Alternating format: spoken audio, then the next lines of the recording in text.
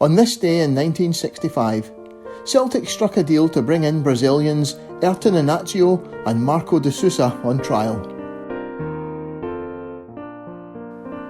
Jock Stein had only been back at Celtic a matter of months in July 1965, and after their Scottish Cup win in May, there was a huge sense of optimism around the club after years of frustration and disappointment. That buzz around the club was heightened when it was announced that a deal had been struck with a Portuguese agent to bring in two Brazilians for a trial period.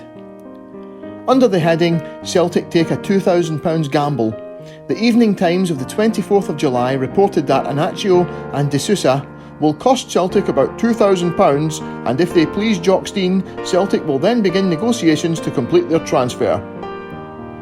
The two were pictured with the rest of the Celtic squad meeting Muhammad Ali when he stopped by Celtic Park in the days before his fight with Jimmy Ellis at Paisley Ice Rink that month. As it turned out, 4 Brazilians arrived at Celtic Park on the 20th of August 1965, with Inacio and de Sousa joined by Fernando, Consul and Jorge Farah. In an article for The Scotsman of the 6th of September 2020, Daniel Gray described the scene.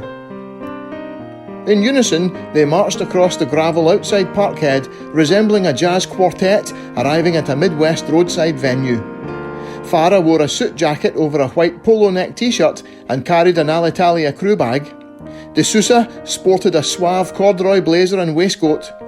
Consul a beige jacket and tie, and Inacio a casual sweater ideal for a Glasgow summer. He would soon upgrade to the kind of bulky knitwear that mid-century mothers insisted upon their sons wearing, the work of an insistent landlady in club digs perhaps. As all 4 were contracted to Brazilian clubs, they could not play for the first team, and over the course of the next month, only Inacio and de Sousa turned out for the reserves.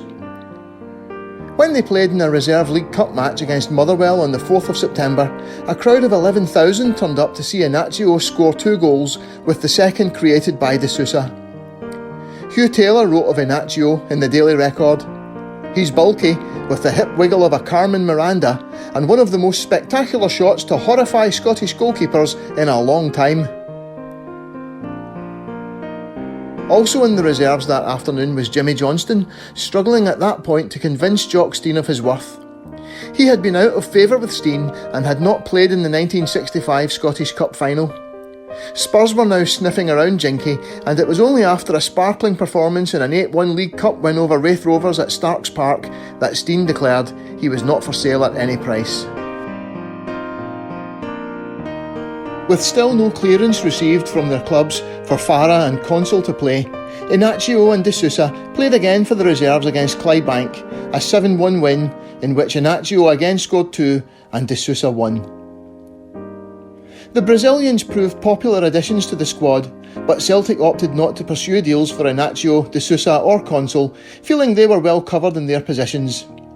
Inacio went on to play and score in 1 league appearance for Albion Rovers, and returned to Scotland in season 1967-68 to score once in 2 games for Clydebank. Celtic were interested though in Jorge Farah.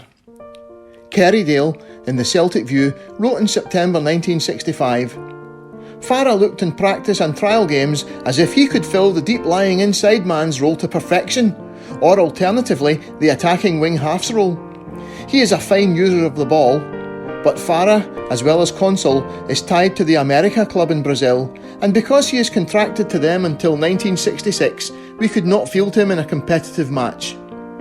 We did, however, get so far as to start negotiations for his transfer, but the fee we would have had to pay did not represent an economical proposition.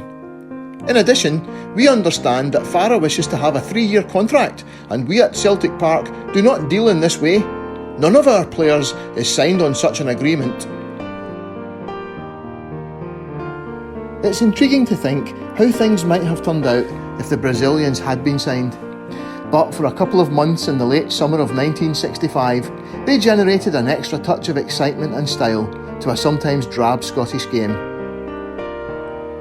Farah would write to Celtic on the 23rd of November 1965, "To everyone at Celtic FC, I wish to thank every one of you for my stay and the pleasure it gave me in being acquainted with a club of such greatness in which everyone became a friend of mine.